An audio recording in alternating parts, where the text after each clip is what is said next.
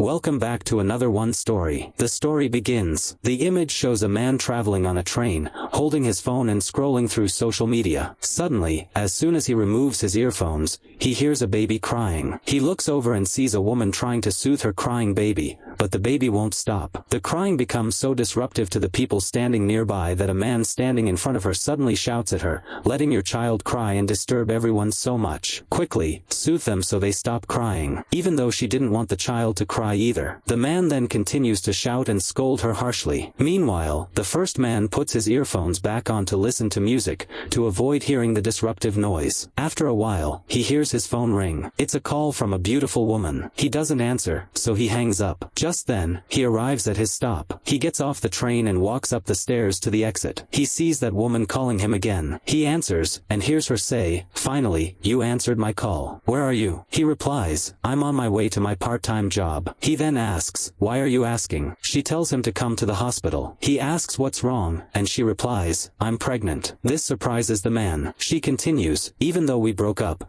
we still have a responsibility to figure out what to do next." The man is silent for a moment. She then asks, "Can't you make a decision, can you?" She adds that at first, she was hesitant, unsure whether they should get back together or not. But now that she's pregnant, before she can finish, someone bumps into the man, causing his phone to fall and the screen to crack. He misses hearing the rest of her explanation, only catching that she said, "This is what the doctor said," and that she decided to contact him. However, because he was silent for too long, she asks, "Are you listening or not?" He replies, "I'm listening." But then he starts coughing. She asks, "Are you okay?" He quickly takes out his inhaler. He might have asthma. The woman says, "Don't put too much pressure on yourself." He replies, "I'm not putting pressure on myself." She then says, "Can we have a relationship like before?" But at that moment, the phone loses signal, and their call is disconnected. After ending the call, he goes up to the exit, where a sign indicates the way to Gate 8, the exit from the train station. He starts walking according to the sign and sees a middle-aged man walk past him. He continues walking normally until he reaches a corner, where he turns left and sees a photo booth nearby. He walks forward, turns right, and sees a sign indicating Gate 0, meaning there are 8 more gates until Gate 8. He walks forward again and sees a sign indicating Gate 8 is ahead,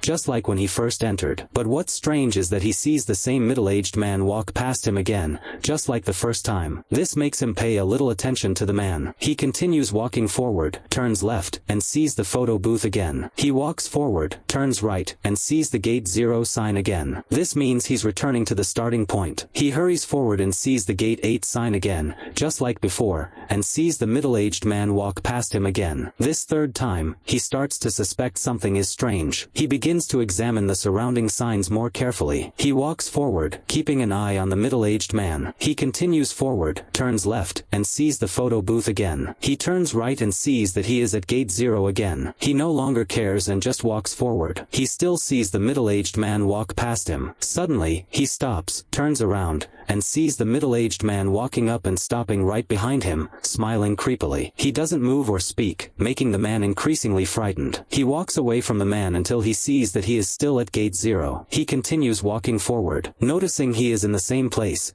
and sees the middle-aged man walk past him again. This time, before the man even reaches him, he retreats. He suddenly finds himself standing at Gate 0 again. He rushes forward, but he's still in the same place and sees the middle-aged man walking towards him again. He tries pressing the alarm bell, but it doesn't work. He becomes frustrated and confused. Suddenly, he notices a promotional poster with an image of a silhouette traveling in an endless loop, dated August 18th to December 8th. As he tries to look at it, he sees blood strangely gushing out. He then sees blood dripping down from the sign pointing to Gate 8. Seeing this, he is terrified and quickly runs backward. He then sees the middle-aged man standing there, looking at his phone, motionless. Strangely, he sees a sign indicating Gate 1 for the first time, meaning he has passed Gate 0. He then looks at the information sign which reads, "Do not overlook any anomalies. If you find anything unusual, turn back immediately. If you do not find anything unusual, do not turn back. If you do this correctly, correctly, you will find gate 8 and can exit. He reads and checks it again and again. He then starts walking forward, repeating the conditions in his mind. He walks forward to the same spot and the blood is gone. He determines that the blood was the anomaly. Suddenly, he sees the middle-aged man walk past him again. He tries to ask the man, "Where is gate 8?" but receives no answer. He hurries forward, examining for anomalies. He walks forward, but finds nothing unusual, only to find himself back at gate 0. This means there was an anomaly before, which is why walking forward led him back to gate 0. He becomes anxious and stressed, and his asthma symptoms start to flare up. He quickly uses his inhaler to relieve the symptoms and continues his journey. He starts using his phone to take pictures of his surroundings to remember them, one by one, to easily check for anomalies. He even photographs the middle-aged man walking past. He checks the photos and finds nothing unusual, so he walks forward and sees gate 1. He walks forward with hope, checking the photos against his surroundings to see if they differ. He finds that the photos he took earlier have turned black and white and are incomprehensible. This means he cannot use the photos to verify, he must rely on his own memory. He starts walking forward, memorizing the signs and everything around him. The middle-aged man walks past him as usual. Suddenly, the man appears behind him, smiling creepily and staring at him without speaking. Seeing this anomaly, he walks backward, but the middle-aged man follows him. He quickly runs backward, becoming breathless and struggling to breathe, but continues forward. He sees the sign for gate 2 and walks forward, memorizing everything around him to check for anomalies. He sees nothing unusual and continues walking forward, almost reaching the next gate. Suddenly, he hears a baby crying from a nearby cabinet, strangely loud and getting louder. He becomes scared and thinks this is an anomaly. He decides to run backward and sees the sign for gate 3. He starts to feel exhausted from walking back and forth so many times, especially since he has asthma. He continues forward, observing his surroundings to identify anomalies. At first, everything seems normal, with no anomalies. He is about to walk forward when he notices a sign indicating that the security camera is being repaired, with an eye symbol that seems to be staring at him strangely. This signifies an anomaly. He decides to walk backward and sees the sign for gate 4, meaning there was indeed an anomaly before. He continues forward, hoping to reach gate 8, the exit. He checks his surroundings and sees no anomalies. He decides to walk forward and sees gate 5, meaning there was no anomaly before. He continues his journey, checking his surroundings, and sees nothing unusual. He is about to walk forward when he suddenly hears his phone ring, even though there was no signal here initially. He looks and sees it's the number of his ex-girlfriend, whom he got pregnant. He answers, and she speaks, asking where he is. He tells her he's at the train station and is lost. They talk back and forth, causing the man to forget himself and walk forward. His ex-girlfriend asks him to get back together, and he agrees. She tells him to come to the hospital quickly, she's going for a pregnancy checkup. He sheds tears and promises that when he leaves here, he will rush to see her and become a good father. He seems to be starting to understand fatherhood, but this intense emotion makes him forget himself. What he is saying indicates an anomaly, and he should have turned back. Instead, he walks forward and sees gate 0 again. He stands there, crying. He continues walking forward, breathing heavily, but still trying to look around. His mind seems to be slipping. He becomes agitated, dizzy, and vomits. His breathing difficulties worsen. He tries to find his inhaler but can't. He lies down and cries there, then faints. After a while, he wakes up and tells himself he's okay. He walks backward because this time there is a different light. He should turn back. He sees gate 1 again and walks forward. This time, he sees a young boy standing there, which is an anomaly. He quickly turns back. But strangely, he sees gate 0 again, even though he saw an anomaly and turned back. Why did it turn into gate 0? Suddenly, he sees the boy walk up and stand behind him,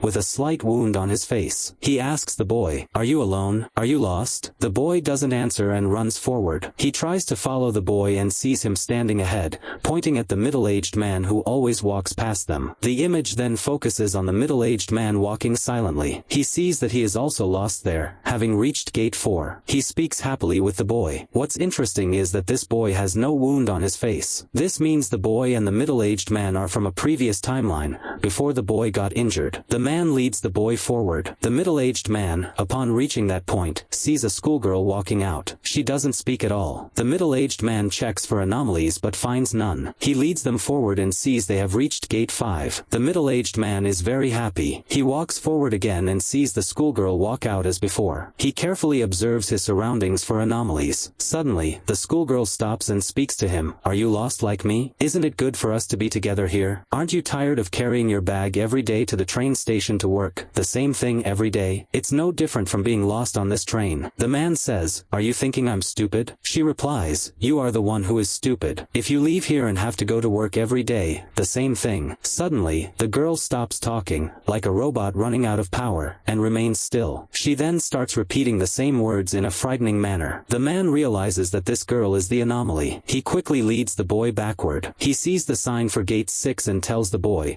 we only have 2 more gates to go. He walks forward and sees the schoolgirl walk out as usual. He checks his surroundings for anomalies but finds none. He is about to walk forward when he sees the boy standing still, staring at something, refusing to move forward. He tries to pull the boy forward, but to his despair, he sees gate 0 again. This means the boy must have seen something anomalous earlier, which is why he didn't move forward. The man becomes very angry and pulls out the information sign, because he followed the conditions, yet he ended up back at gate 0. He didn't notice what the boy was staring at, which could have been the anomaly. Nevertheless, he calms himself down and leads the boy forward. Strangely, the man suddenly sees gate 8, with stairs leading up, the exit. The man is very happy, but looking at the boy's face, he seems to realize it's not the exit. He tries to hold back, refusing to go up. The man lets go of his hand, causing him to fall and injure his face. The man goes up alone. The boy gets up and walks backward until he sees the sign for gate 1, meaning it was just an anomaly to make him turn back. If he walked forward, he would be trapped there forever. As the boy walks forward, he sees the man has replaced the schoolgirl, walking past him without speaking. This means he is trapped there forever. The boy tries to hold the middle-aged man's hand to walk together, not knowing he is trapped. But the man returns to gate 0 and meets the young man he saw at the beginning. This is the timeline where the boy is already injured. He meets the young man, and they are walking forward together. The boy points at the middle-aged man who always walks past them. The young man says, he's not human anymore. Don't worry about him. The boy walks forward, but then seems to remember something and looks back. The young man tells him, there's nothing unusual. Keep walking forward. The boy runs after the young man and sees them arrive at gate 0 again. This means the boy was right to notice something was wrong earlier. But they walked forward and returned to gate 0. They look at each other in despair but continue forward. They start to carefully look for anomalies. The young man seems unsure but thinks the promotional images on the wall are anomalous. He suggests turning back with the boy, but the boy trusts his own judgment and walks forward. The young man agrees to follow, even though he expects to return to gate 0. To his surprise, they are at gate 1. This means the boy was right. They continue forward, looking for anomalies. The young man doesn't notice anything unusual and is about to walk forward,